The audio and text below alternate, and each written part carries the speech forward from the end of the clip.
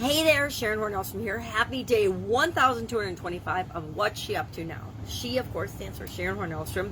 Named this segment of my journaling. It started out as a podcast and then, it didn't start out as a podcast. It started out as just documenting my journey in writing in books. I have always surrounded myself with lots and lots of notebooks, and I keep track of what I'm doing as I'm growing my businesses, both offline and online. I spent about 47 years, probably more than that now. If I add to my annual participation in my life, it's probably closer to 48. Building and being involved in a lot of different businesses, a lot of different industries, at least 27. I need to count and add up the online things now, because that was just the offline world, the brick and mortar corporate world. Over a quarter century in corporate America, I got to work for some of the coolest companies on the planet, and had some really amazing experiences, some good, some bad, some ugly. I think that's what happens when we have a long career or a long time that we do anything. We don't have all good experiences or all bad experiences. We have a mix of each. And the good and the bad are what define how good and how bad we decide that our life has been or our experiences have been. I guess it depends on the person, right? Some people would look at my life and say, oh my God, you have done so many crazy things, that's unbelievable. And other people would look at my life and say, well, yeah, you haven't really done squat. And it doesn't matter what anybody thinks. It only matters what we think about our life. Today I want to talk a little bit about taking things one day at a time and what one day at a time means and why that's so important. And people will talk about and discuss have the importance of having a balanced life. And based on what our beliefs are, we will have different emotional reactions to things like a balanced life. I personally think a balanced life is complete and utter BS. I think it's nonsense. I think that we very seldom have times in our life when we're balanced. And that depends on how you define balance. To me, balanced is I am clicking along in all four cylinders in all areas and aspects of my life. Now, has that ever happened? Sure. A couple of times in my life for maybe a day or two. But for the most part, no. Something is always out of whack or out of balance, or one area or aspect of my life requires more attention than another area or aspect of my life. When my kids were little, family and relationships required more attention than they do now. And although that's not really true either. I'm hanging out with my granddaughters this summer, so that's not true. Family is again, during the last few months during the school year when my granddaughter was in kindergarten, I wasn't seeing her every day and hanging out with her, 5 days a week. So relationships went down a little bit in terms of priorities for me, and work and finances and emotional and spiritual development and communication and contribution and confidence and things took a little bit higher priority, and I spent more of my time on those things. So there's all these areas and aspects of our life, right? Physical, mental, emotional, spiritual, financial, relationships, contribution. And this year I've added communication and confidence, because I think they are foundational things that I am working on so that I can help other people, the people that I work with, to work on those things as well. Because those are things that if we improve our communication skills, if we improve our confidence, they automatically positively impact, if we're improving them, of course, all the other areas and aspects of our life.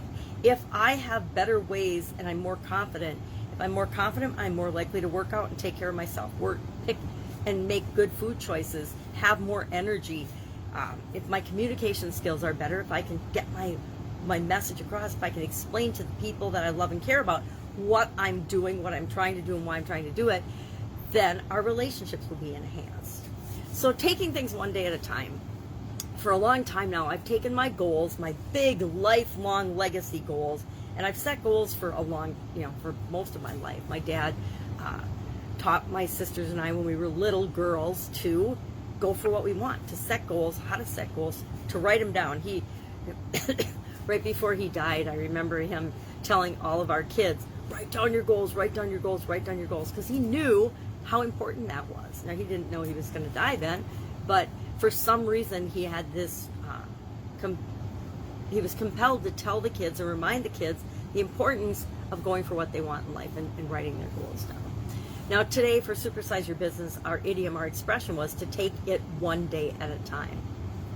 And I pretty much like to think that I do that I break things down and I try to do something every single day that's moving me toward my big goals and my big objectives. No, not every day. I don't do things every day anymore. Some things I do and I won't miss them. They're non-negotiable. I'm doing them no matter what. And other things I, cut myself some slack on, and I'm negotiable on those. I like to think that I eat healthy, but I will admit that during COVID, I let a lot of negotiable things into my life again. Things like, sea salt caramels. I like my sea salt caramel a day.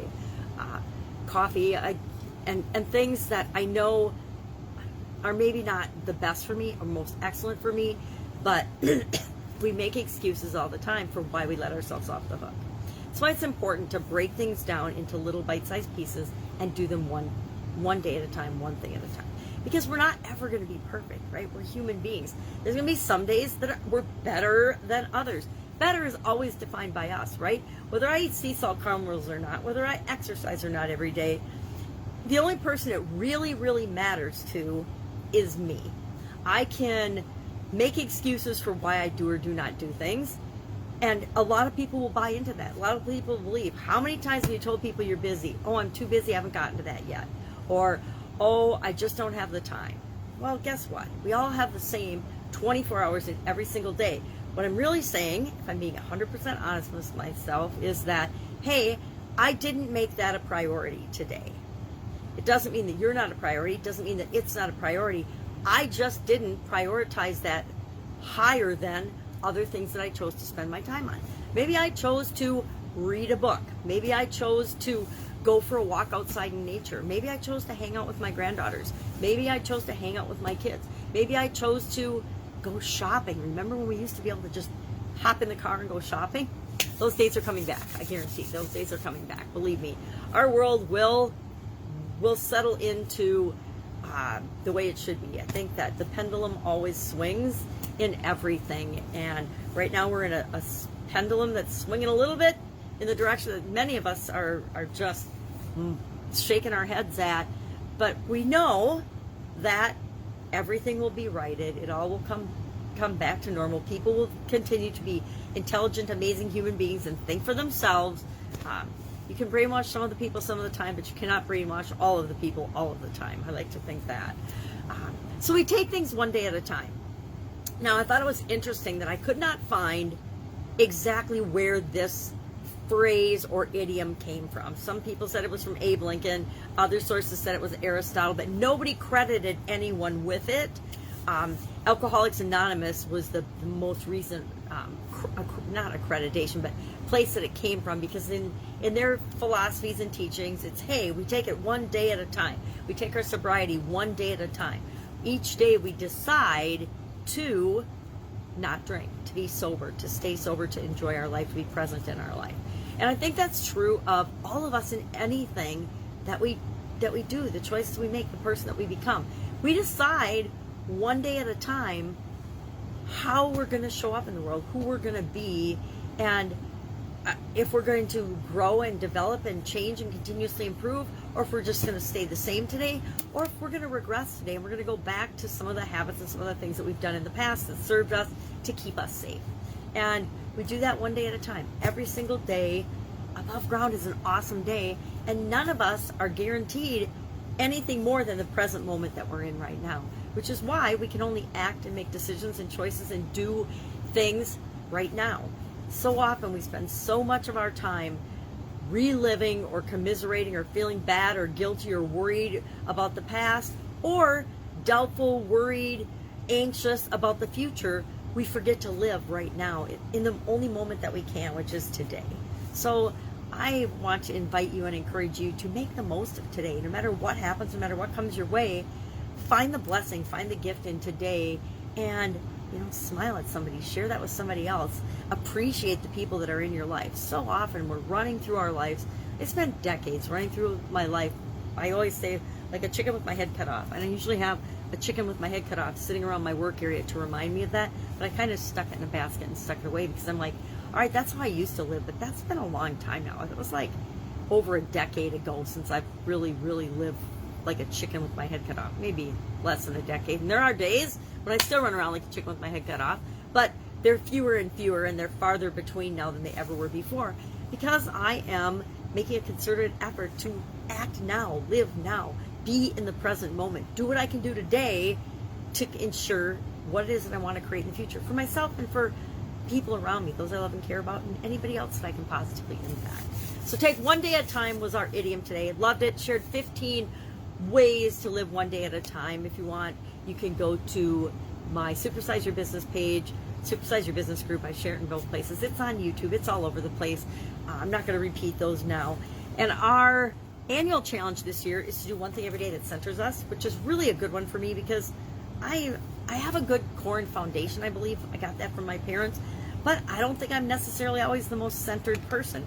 And so that's my area for continuous improvement this year, was to understand myself better, to get to know myself better. And I found this little journal book, which the title's wearing off, up at the cabin this last summer, a year ago now. Wow, crazy. And I picked it up and I said, okay, that's going to be my challenge for 2021. It's going to either be that or do one thing every day that is creative. Do a creative thing every day. Now, I love doing a creative thing every day, but 2021 hit and it was such a, I don't know for you, but for me it was just kind of like a slap in the face or a hit up alongside the head that said, guess what?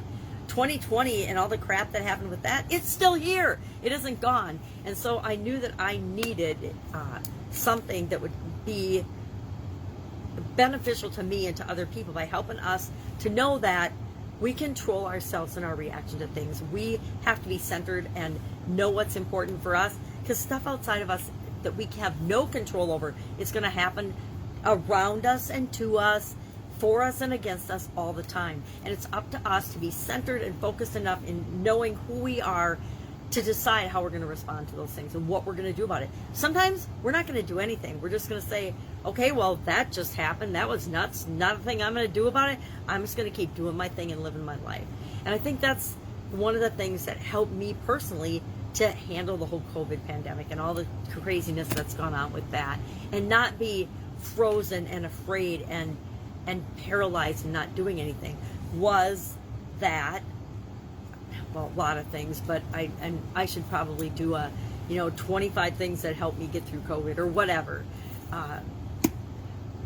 But focusing on and getting to know ourselves better and continuously improving and becoming the best version of ourselves is always going to be the best investment we can ever make. The best investment you ever make. And life coaches will tell you this as they're trying to sell you their $10,000 or $25,000 or $50,000 package or $2,000 package. The best investment you can make is in yourself. Well, the reason that works is because it's absolutely positively true. Whenever you're learning and studying and growing and becoming who it is that you want to become, that is always the absolute positive best investment you can make. Doesn't mean it's the investment in their program, but the investment in yourself, however you choose to do that, is always the best investment you can make. So doing one thing every day that centers us, that has been the best investment I can make in myself. Every year, this is year 4 actually, of doing an annual challenge. Started out to stretch my comfort zone and not be afraid to do videos, as a matter of fact. Was the first annual challenge I did. Do one thing every day that scares you. And then we did one thing every day that you love. And then we did last year, which was perfect for 2020, do one fun thing every day. And this year, do one thing every day that centers you. So I like to have not only a daily thing that I do every day and taking things one day at a time, but an annual challenge. So my annual challenge is to become more centered, actually become a better communicator and more confident, because I am working with some coaches in that area this year for my own personal development, as well as the development in the things I want to create in the world. So I added those things to my 7 key areas of life, which I learned, thank you, from Tony Robbins and Jim Rohn and probably Andrew Carnegie and Napoleon Hill and all the real leaders and the real developers of personal development, which is a whole other topic of discussion.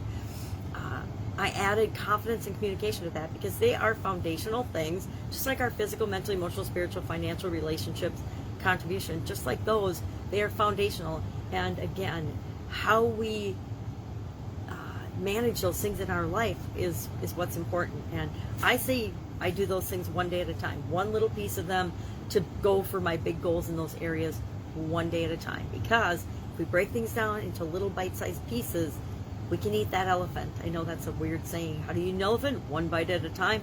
But it's so true. How do you accomplish any great thing? One task, one action item, one choice, one decision, one action at a time, right? So that was our centering challenge. Granddaughter coming today. My 7-year-old granddaughter and I are going to hang out this summer. And she's not 7, she's 6. She just turned 6. What am I saying? I sound like my niece. The day she turned 5, the day after she turned 5, she's like, I'm going to be 6. She said, I'm going to be 6 the day after she turned 5, which just makes her parents laugh. And I just made my granddaughter 7, and she just turned 6, like last week. So that's silly.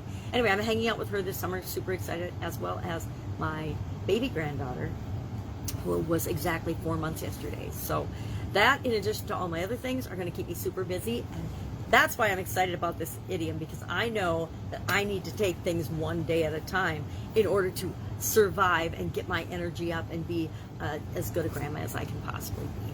So if I can help you in any way, ask in the comments below. Going to be busy, but it doesn't mean I won't find you or help you answer that question. It doesn't mean I'll have the answer, but I guarantee that I know somebody or something that can get you to that next step, whatever it is for you. Because I remember when I first started online, one of my most frustrating things was I would hit a wall and I would Google and I would look and I would ask and I would research, but I wouldn't ask anybody else, hey, what did you do in this situation? And it wasn't until I learned to ask questions and ask for help that the answers would appear to me. So I want to make sure that I'm always that resource for people that need it, that they're afraid to ask, they don't really know who to ask. And again, like I said, I might not be the answer or the resource, but a pretty awesome network of people and tools and things that can help all of us continue to move in the direction we want to move. That is it. Have an awesome day. I will be with you tomorrow. Again, just take things one day at a time, and no matter what comes your way, the universe is here to support us and protect us, believe it or not. And as long as you believe it, it'll be true for you. All right, have a great day. I will, of course, be with you tomorrow.